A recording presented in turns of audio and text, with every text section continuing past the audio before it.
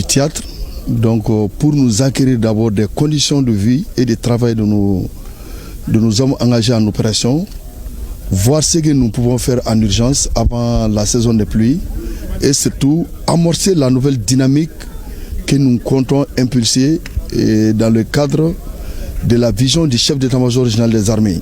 Malgré son agenda saturé, il s'est déplacé pour s'enquérir des conditions de vie de la troupe, les prodiguer des conseils. Ce fut un grand honneur pour nous de bénéficier de la visite du chef d'état-major régional adjoint des armées et sa délégation. D'abord, ça réconforte les éléments et ça nous donne le vif courage de continuer dans notre mission régalienne. Outre le constat des conditions de vie des hommes sur le terrain, le général de division Kéba Sangaré a rassuré quant à la détermination et la volonté des autorités à faire de nos villes un havre de paix. Le message fort, c'est la vision du chef d'état-major régional des armées, la cohésion entre les forces, un commandement uni et unifié, l'offensive à travers nos militaires et surtout en se basant sur les valeurs ancestrales et cardinales, parce que comme moi j'ai dit, nous avons une armée qui a une histoire, c'est une armée brave. Et ce que nous avons vu à Kemparna, San, Sianzo, Toumia, lors des différentes embuscades, des actions ont été menées avec professionnalisme. Nous allons faire la guerre pour imposer la paix, parce que c'est une guerre qu'on nous a imposée et personne ne va nous faire quitter et de nous dérouter sur la vision des plus grandes autorités. Cette visite du chef d'état-major général adjoint des armées, le général de division Kéba Sangaré, dans la localité de Kimparana, San et Temenia, a été couronnée par des rencontres avec des autorités administratives et la société civile qui ont exprimé leur satisfaction aux actes posés par les forces de défense et de sécurité dans ces localités.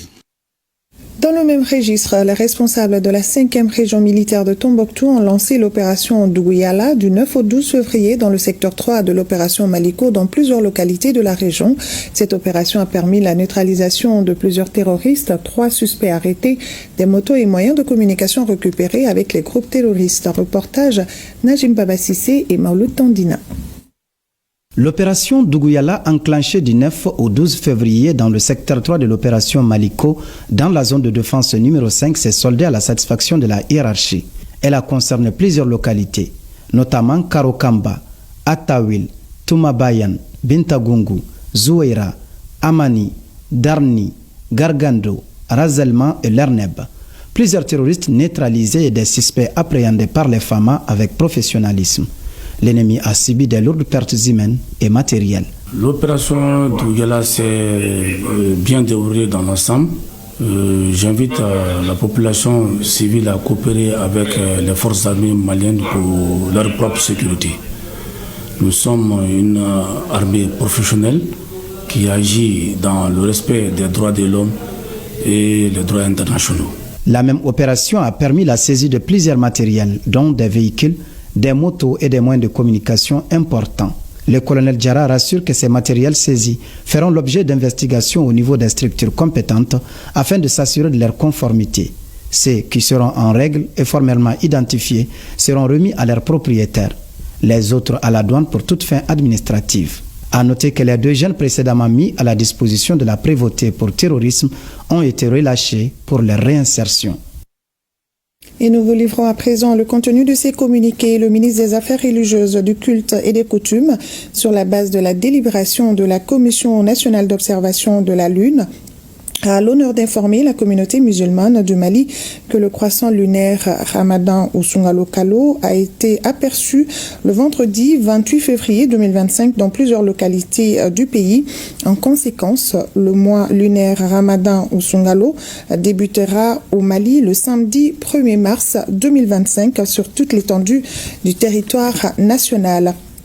Et en application des dispositions de l'arrêté numéro 2011-2991 du 25 juillet 2011 portant modification des horaires de travail pendant le mois de Ramadan, le ministre du Travail et de la Fonction publique et du Dialogue social porte à la connaissance des employeurs et des travailleurs des secteurs publics et privés que durant toute la période du mois de Ramadan, les horaires de travail sont modifiés ainsi qu'il suit.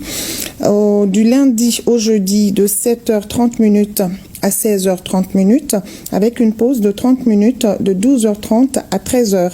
Vendredi de 16h30 à 12h30 sans pause. Le ministre du Travail, de la Fonction publique et du Dialogue social souhaite un bon mois de Ramadan à toute la communauté musulmane. Et à la veille du mois béni de Ramadan, le ministre des Affaires religieuses, du culte et des coutumes invite les Maliens, les musulmans du Mali à la solidarité, à l'entraide et au renforcement de la cohésion sociale, de même que le respect mutuel entre les différentes religions. Nous vous proposons d'écouter le ministre au micro de Batraoré. Au nom des plus hautes autorités de notre pays,